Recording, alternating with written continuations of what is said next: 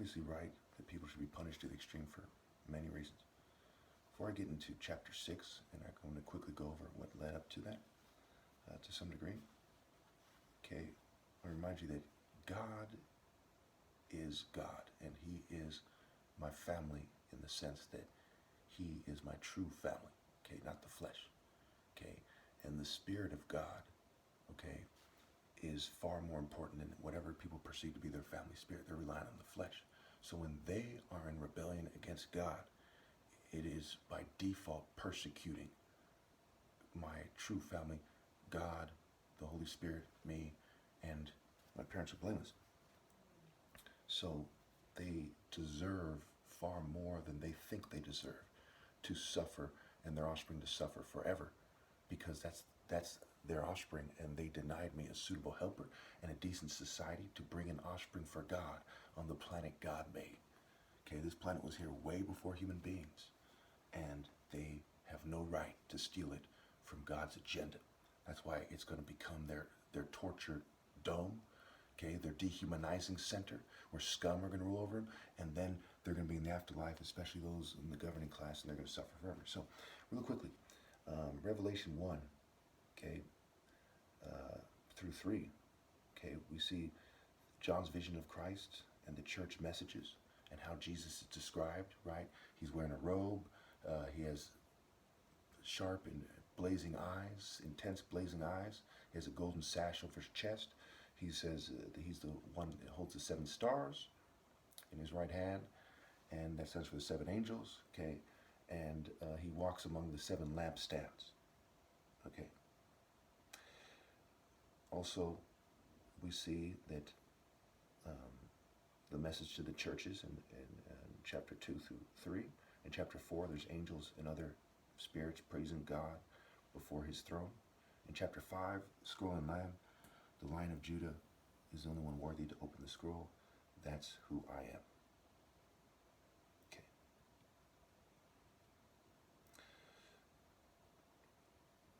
Okay, now, obviously they're changing my voice and my image, trying to make it so I seem like a liberal, because that's part of the white supremacist kind of LGBT agenda and their split of the pie in general. They try to make minorities seem inferior to white people. How do you do it?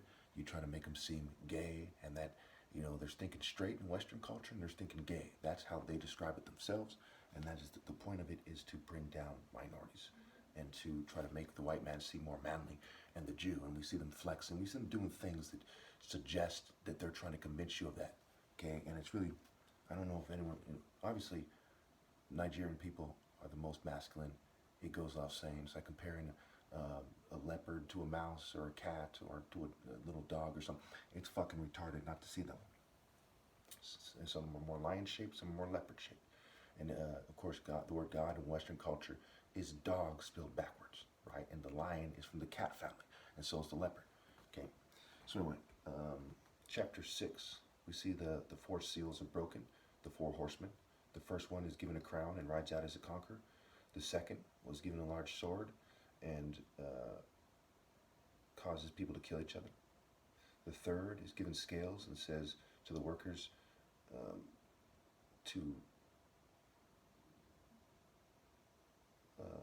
it says to the workers, don't damage the wine or the oil.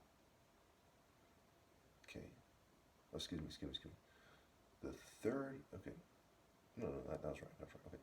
The 4th, death and Hades follows with him. Okay, and this is the process of turning the world into hell. Okay. All right, so now we go to Revelation 6:9. When he opened the 5th seal, I saw under me the altars of the souls who had been slain because of the word of God and the testimony they had given to mankind. Obviously, we see me struggling on this video. You know, I've been making videos since 2009. And if they weren't fuming me and poisoning me, I wouldn't be struggling this much to say these things. Pretty straightforward. There's nothing they can say. You know what I'm saying? I'm doing martial arts and so on and so forth. I'm not doing any hard drugs, not an alcoholic. You know, there's one video where I'm holding up an alcohol bottle, but that was during the time I had quit drinking altogether, like right now. So there's no reason for me to have cognitive impairment. Okay, and that testifies against them. These people are immature, frat, nerd, LGBT people into the occult, okay? You know, and some of them are from fancy social clubs, but, you know, some of them sniff cocaine. They don't think straight. So they think this is good for them. Some rape kids in the butt. I kid you not. Okay, so verse 10. They called out in a loud voice, "How long, sovereign and true, until you judge the inhabitants of the earth and avenge our blood?" Then each of them was given a white robe, and they were told to wait a little longer. Okay, so why did they say the inhabitants of the earth and not just Babylon? You know, Babylon and Babylon in the Middle East, right? You know, the Iraq and Syria and so on and so forth. Why did they say everybody? Because Babylon's system is everybody who doesn't obey God through me. They're inhabiting the earth. They're in a culture of the earth, right? So if you're in a gang culture, a corporate culture, you're in a church culture, all these cultures are allowed on earth, right? The righteous are persecuted. So they were told to wait a little longer, okay, until the full number of their fellow followers, their brothers and sisters, were killed just as they had been. Okay, so this makes it clear in Revelation 6 that if you are not being persecuted to the point of being screened out, okay, according to Babylon's own Bible, Babylon, Bible, okay, then you are not of God. You have conformed to the world, and you are on pirate ship, rape, kill, social engineer, gentrify, do eugenics on everyone. And there's no excuse for that lack of heart, that lack of compassion, that lack of love for God and the principles of righteousness. And the people, the 9 million people are starving to death every year, and it's 3 million of our children, so you and your offspring go to hell. Because anybody who's capable of conforming deserves to go to hell. Okay, period. Reminds me of this movie Hoodlum, where he says, anyone fool enough to serve Dutch. He uses Dutch Schultz, a mobster. I guess he was not necessarily Italian. And he had a kind of New World Order agenda for people, you know, organized crime, what have you, you know, human trafficking, what have you, you know, bootlegging, and all the different crimes these people do. And sexual control was a big part of it, right? Lucky Luciano was a pimp, you know, an organized crime pimp. And he said, anyone fool enough to work for him deserves to die. Okay, how much more people fool enough to work for the devil themselves, right? So we see, we go behind Dutch to his master, the devil himself, right? Anyone fool enough to conform to a satanic culture deserves to die and doesn't deserve offspring to go to heaven in 2022 or during my lifetime when they don't obey God through me. Okay, pretty straightforward. So Luke 23, example, right? It says, blessed are the childless women, the wombs that never bore, the breasts that never nursed. Okay, so the order was to stop breeding. Paul says don't breed unless you really can't contain yourself, but that is not there when we get to here. When we get to this point, this is way, way, way, way after Paul. This is 2,000 years or so after Paul when we get to this point, okay? It's a no-brainer. Their technology, the breeding, the ill-gotten gains, what's going on, okay? How you can't trust the government or anyone else, how people are more in a more integrated system like Rockefeller said. He's right about that part. That's something he probably did say, but it's certainly something we see, okay? So if he said it, rather, then he's right about it, okay? That part. All right. So justice versus ill-gotten gains, right? You know, Proverbs 1:19, let's touch on the path of those who go after ill-gotten gains, take away the life of all who get them. Isaiah 28:7, make righteousness and justice the regimen line, plume line. Proverbs 8:20, I walk in the way of righteousness along the path of justice. So were they walking in the way of righteousness along the path of justice? That's the measuring line. That's the plume line. Isaiah 16:5, okay? You know, seeking justice, speeding the cause of righteousness is what the Messiah does. Proverbs 16:12, okay? The throne is established through righteousness and justice. So when the Lord weighs the heart, people may think their own ways are right, but the Lord weighs the heart. It weighs it for righteousness and justice. Did you do me justice by obeying God through me?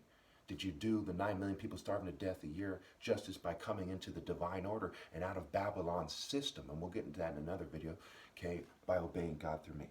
So no one else is doing that, but my parents are blameless because they bore the fruit of me. Okay. Zechariah administered true justice. It goes as far as to say true justice, not Western theater arts, not neo-colonialist theater arts. Well, I'm running out of time, so let's speed this up. I watched as he opened the 6th seal, and there was a great earthquake.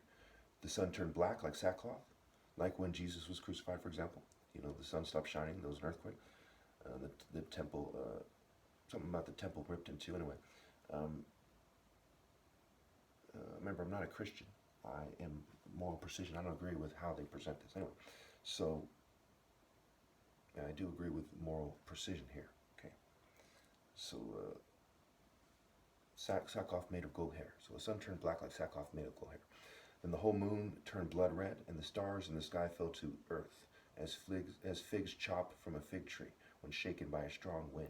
All right, it's kind of a harvest-like situation going on. So the moon turned red. That's why all these people say Yah and Jah and Yahweh. They're talking about the moon god La, Yah, Jah, an Egyptian moon god that the Canaanites were well aware of, and Canaan was right there by Egypt. Okay, so they're worshiping the moon, and the moon is the prince of darkness, right? Lunacy, lunar cycle, and it's red because they're drunk off the spiritual blood shedding of people like me, while people play moon temple bitch and pretend that they're in the right. Okay, and the sun is intense, a symbol of the bridegroom. You know, Psalm 19, Malachi, the sun in righteousness, the bright morning star, not the prince of darkness at night. Okay, the greater light in Genesis, and so on and so forth, right? The path of the righteous is like the morning sun, shining ever brighter till the full light of day. Proverbs 4:20 or so, 18, something like that. Okay, so the sun is the symbol of God's spirit, not the moon. So these people are acting like passive, aggressive. They're acting certain ways that are associated with the moon. Of course, you have the vampires. They can't stand the sun. The werewolves, right? They come out at night, and they are associated with the moon, and so on. And the witches, Sabbath, and so on and so forth. Okay, so the heavens receded like, and of course, there's that.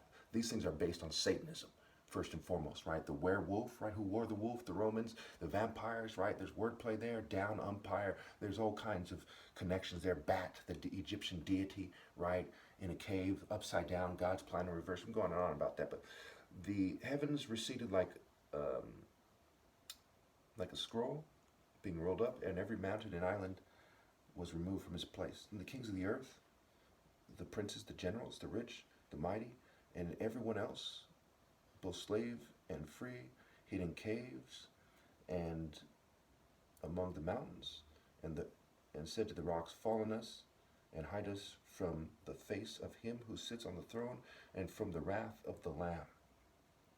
Okay, so they're saying by their actions, fall on us, cover us.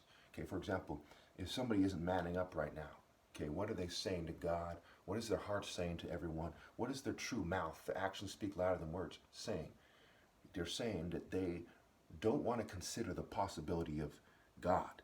Okay, in the hills and the mountains, the hills we see later on in Revelation, I believe, the hills stand for kings, where the prostitute sits. The mountains can stand for Mount Zion. It can stand for a king of greater stature, and so on and so forth. For the great day of the wrath has come, and who can withstand it? Okay, so psychological games, they're being played by other people instead of manning up and admitting that this is what's happening.